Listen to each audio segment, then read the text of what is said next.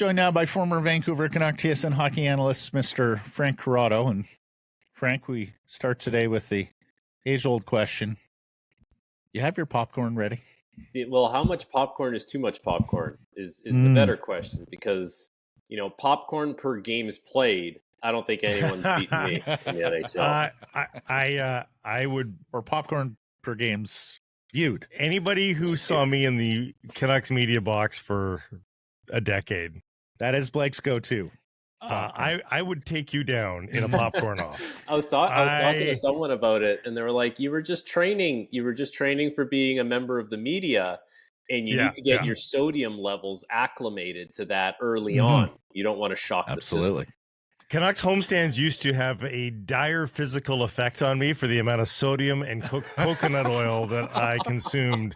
It's not healthy. So for those who missed it, Frank had a very amusing post yesterday with regards to the whole Mike Babcock, what's in your phone? Because, of course, Frank, you played for Babcock in Toronto, but, of course, played sparingly. Yeah. Tell us the whole story yesterday. Oh, I was like, you know what? This guy's in the news again for all the wrong reasons. I feel like I got to chime in some way, but I wanted it to be witty. I didn't want it to be one of those preachy kind of things.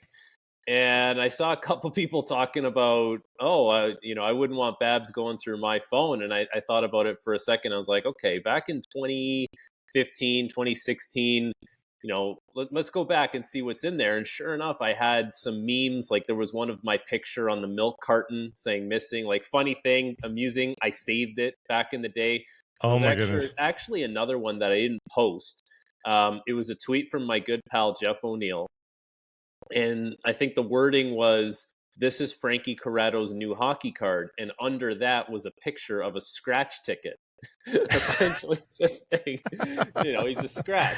But sure enough, I did find pictures of popcorn, because I guess during my, visiting team dressing room endeavors, not every game did I go up to the press box.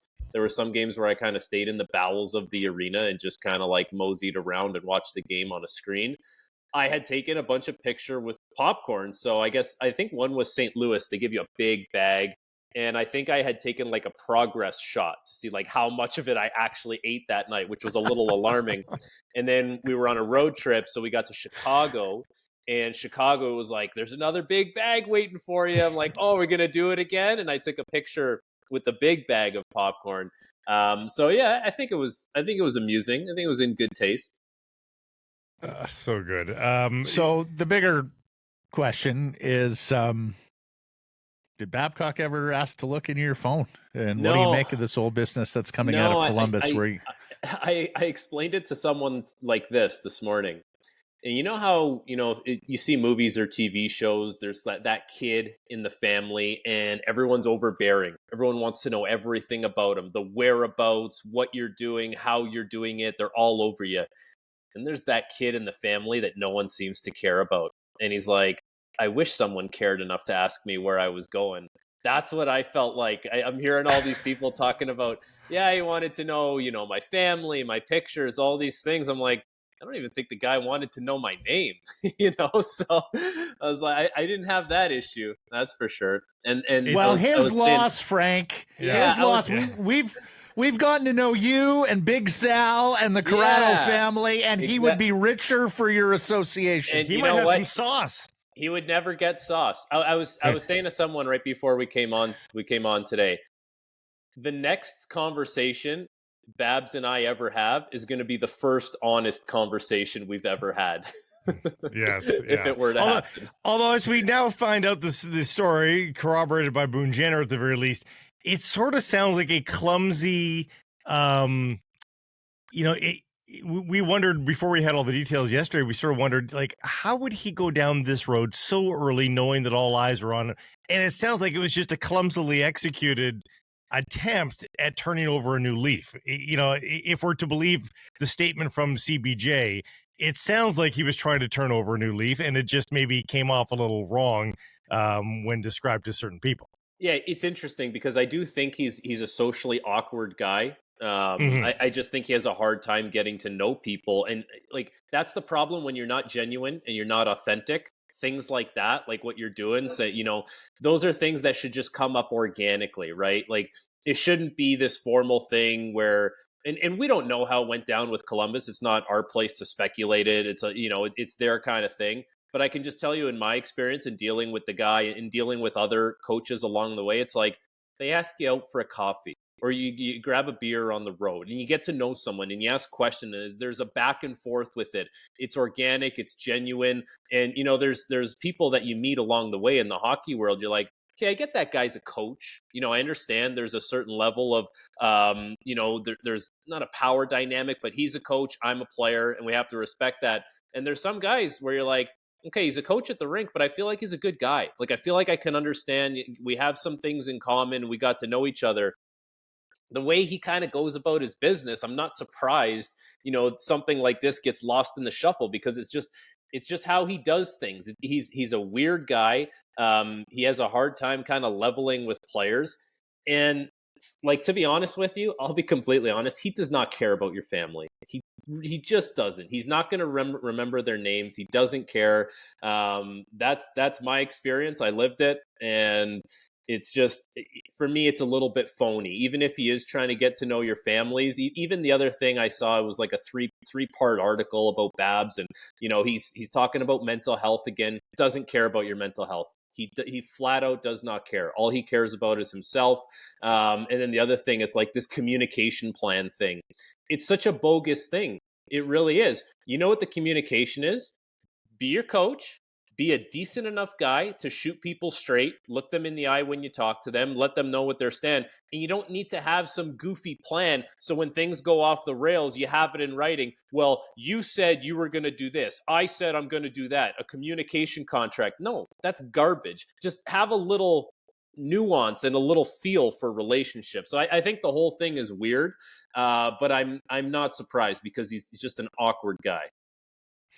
I will say this, and I don't know if he remembered that her name was Shirley, but I do know he once told Morgan Riley, "I'm glad your mom's in town this week because she can get after you," as opposed to me. So it's weird. No, but that's a normal occurrence with him. That is so weird. It's like, coaches don't really say that. Is mom's like disciplining him about hockey? No, they're going for lunch and going for dinner. It's such a weird thing. I remember it was the Christmas party, my second year with the team, and he had finally met my girlfriend, who's now my wife. At the time, she was in law school, very bright individual. And we met, we said hi, we went our separate ways at the party. And then I believe it was the next day or the day after, we were traveling somewhere, and he comes up to me, he goes, yeah, you're hitting way out of your league there. And I'm like, what the hell are you talking about? Like, first of all, I know, I'm aware. Thank you. Okay. And, most people would just be like, hey, that's pretty cool. Like, your wife's in law school. She, what kind of law does she want to be in? That's great. Good for you guys. But that's just, he's a weird individual. All right. You're eating too much popcorn, Frank. Moving right along. Everyone's got a Babcock, huh? Yeah. Quinn Hughes says Canucks captain. Your thoughts? Listen, from all accounts, from what you hear about guys, it's like there's a maturity to this guy. There's a calm that he has. And, I was talking to someone else about this, the captains that I had in the NHL, it was Henrik Sedin, it was Dion Phaneuf, it was Sidney Crosby. So very established, veteran guys that everyone kind of looked to in the room. And I thought about, okay, how does that work with a young player? Well, obviously, you're going to need to have some kind of input from some older guys around you, and hopefully you've had some good veteran leadership around you. But the on-ice stuff is probably like the least of your worries as if you're a young captain. I think it's the other stuff. I think it's like, hey, can you try and get us an extra day off here? Talking to the guys in the room. Can we get this travel day switched? You got to coordinate every kind of team event and team dinner, and even just managing a lot of the personalities in a dressing room. And it's not just the Canucks; it's everywhere around the league. These are highly paid guys who are the best at what they do. There's going to be some big personalities that clash at times. And one of the things people always talk about with captains is holding other people accountable. I think it's more about holding the group accountable, holding yourself accountable. So, if he's going to take on this role, which he is, it's all encompassing. It's all of that into one. But from what you hear, it's like, okay, the guy's going to be on the ice in all the critical moments. That's great. People will look to him for leadership in that way. In the dressing room, if he's one of those guys who holds himself to a high standard, and can find a way to bring a group together, and that's great as well. So, I don't really look at it as, there was another player and another player up front that maybe they were contemplating and they chose to go with the D man, so they didn't piss off the other two guys. I just think he's probably shown a level of maturity. He's going to be one of the best players on the team. He's probably going to be one of the best players in the league. And if you believe that he can kind of bring a group together and run things in a dressing room, he's a little young, but we've seen some young captains do really well in the NHL.